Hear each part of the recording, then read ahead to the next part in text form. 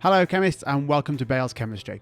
I'm going to trial some shorter videos this term to help you understand some fundamental topics. So here's my first 2-minute Tuesday.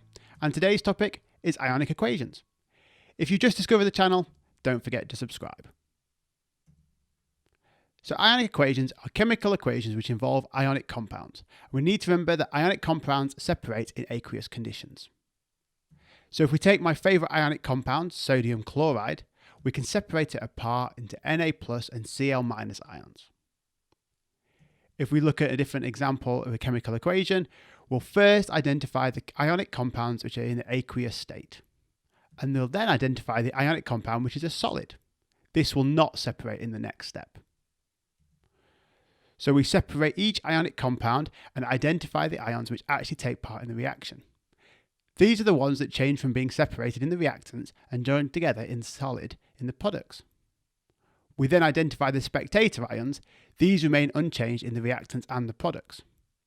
We ignore these spectator ions in the ionic equation, and we'll then combine the reacting ions into an ionic equation. It's good practice to add the state symbols for each of the species. So to quickly recap, step 1, write out the ionic equation including state symbols. Step 2, separate out all the ionic compounds in the aqueous state.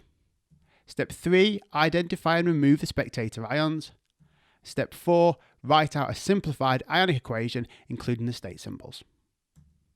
Thanks for watching my first 2-minute Tuesday. Give the video a like if you want to see more of this type of video, and if you have any ideas for future 2-minute Tuesdays, pop them in the comments below. Thanks for watching.